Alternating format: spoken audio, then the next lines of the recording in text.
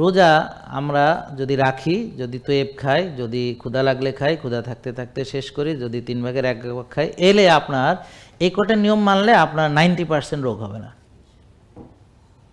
আর বাকিটা হলো ঘুম, মানসিক প্রশান্তি, রোদে যাওয়া, ঘাসে হাঁটা, প্রকৃতির সঙ্গে থাকা, এগুলো হলো বাকি 10%।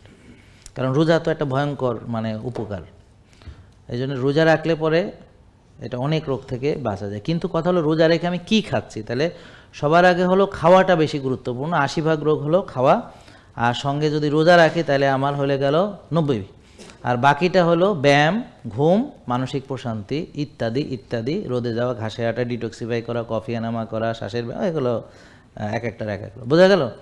তাহলে আপনারা যখন কোনো সময় একটা বিপদে পড়ে নিয়মত মানতে পারবে না, তখন দুটো জিনিস অন্তত মানবেন। কি? রোজা রাখবেন, যেহেতু ঝামেলার মধ্যে আছেন, না খেলে তো কোনো ঝামেলা নেই। কথা বুঝতে পারেন? ধরেন আপনি শোক, আপনার বাপ মারা গেছে, মা মারা গেছে, শোক করতেছেন, তো শোক করার সময় খাবেন কেন, তাই না? শোক করেন, খায়েন না।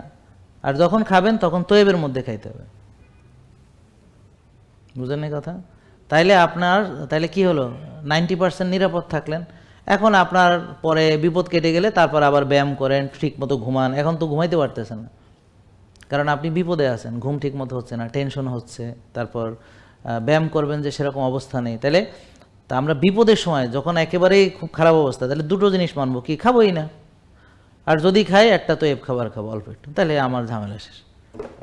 তাহলে আমি বিপদেও অনিয়ম আর হবে না, 90% আমার সেফ। তো এই জন্য এইটা খুব গুরুত্বপূর্ণ।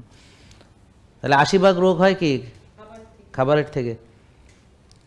অবশ্য 80% আমি খাবার এবং রোজা সব কিছু মিলায়, খাবার পরিমাণ, তৈব খাবার, রোজা, এগুলো এই খাওয়া না খাওয়ার মধ্যেই হচ্ছে আসলে 80% রোগ।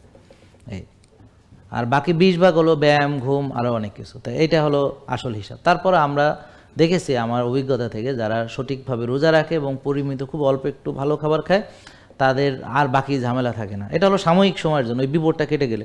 এরপর সে বিপদ কেটে গেলে সে আবার ভালো ঘুমাতে হবে, রোদে যেতে হবে, ব্যায়াম করতে হবে। ঠিক আছে?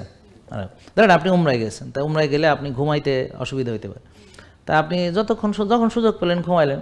ঘুমটা, হ্যাঁ, ইবাদত করতে গেছেন, তা এত বেশি ঘুমাইতে হবে।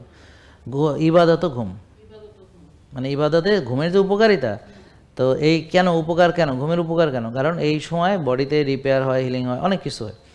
তা এখন ওই দেখবেন একদল লোক বলবে যে মেডিটেশন 1 ঘন্টা খুব গভীর মেডিটেশন করলে 4 ঘন্টা ঘুমের মতো উপকার পাওয়া যায়। বুঝেন না কথা?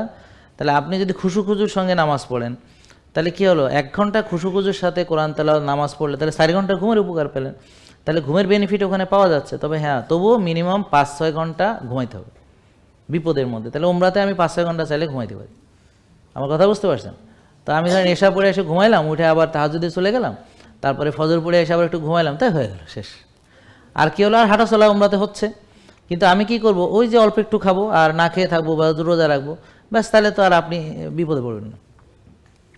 জেকে লাইফস্টাইল লিমিটেড, ওষুধ মুক্ত সুস্থ জীবন।